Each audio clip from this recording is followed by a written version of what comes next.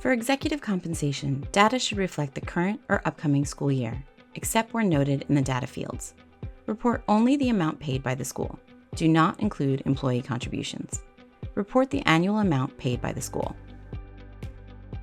Some numbers in this section will populate based on the data you entered in administrator information and compensation. To correct inaccurate data in these fields, save your work on this page. Scroll up and select Administrator Information, Administrator Positions. Select these category subcategories and scroll down to the checklist in the subcategory. Check to include or uncheck to exclude the role as appropriate. Use the menu to navigate back to the Executive Compensation subcategory. If you added a position, be sure to fill in the info and comp information as well.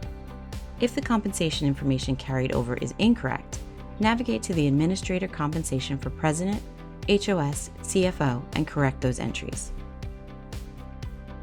The remainder of this recording reviews tools and techniques that you can use throughout data entry to have a successful experience. The recording is identical across all categories of data. If you've already heard these tips in another recording, you can skip the rest of this video. First, we will review the tools and techniques entering data online, and second entry using the export template. Each subcategory of data starts with notes about the data to be entered in that subcategory. Often, you will find a note about whether the data to be entered are for the current new school year or for the prior year. For each table of data to be entered, the instructions highlight important information for entering data in this section of the collection. Be sure to review the bulleted notes. The first section or sections of data entry will be core questions asked of all schools entering data in DASL. Toward the bottom, you may find tables of questions added by one or more of the associations using DASL and tied to your school. In some subcategories, you can fill the tables with last year's numbers and then go through and edit them. This is a particularly useful approach in areas where the data doesn't change much from year to year and is available in several subcategories. You can use the Notes feature to record useful information about the data point you have entered in a field. This could include an explanation of an unusual value or notes about where you found the data in your school's records or systems. You can hide or show the notes as you go through the data entry. From Data Collection homepage, download print your prior year's entry and include notes, or view your notes with update school data.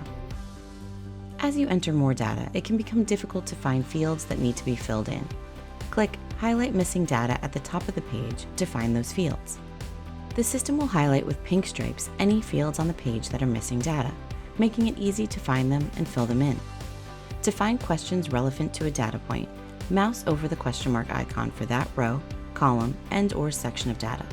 Use the NA button to designate a field or group of fields as not applicable to your school. This will mark the fields as complete and will show them as such in your progress bars. Click Save or Control S often to keep your work. DASL does not automatically save the data you enter. Clicking Save or Control S will make sure that your work does not get lost if you suddenly lose your internet connection. Shaded cells are calculated by the system based on the numbers that you have entered in other fields. To make the system rerun the calculation, change one of the numbers entered and click the Save button or Control S. Be sure to click Save or Control S to save entered data. If you see Success with Alerts, be sure to review and resolve any alerts. When entering data into the Excel template, a few essentials to keep in mind are: you can use email to pass the spreadsheet from one member to another to enter data directly, or upload it to Google to share across your team. Please be sure that the only changes you make to the file are to enter information in the fields. Do not split up the file or copy pages and send them separately to various team members. The file must stay intact to properly populate the data you enter back into DASL when you upload the completed file. And remember, the person who downloads the file must be the same person who will upload the file to DASL when the time comes. Several subcategories have an instructional video to highlight important information about the data entry within that particular subcategory. Mouse over the red triangle to view instructions, definitions, and descriptions. Enter your data into the fields in each table. If copying data from another workbook, remember to paste as text and be sure to save along the way.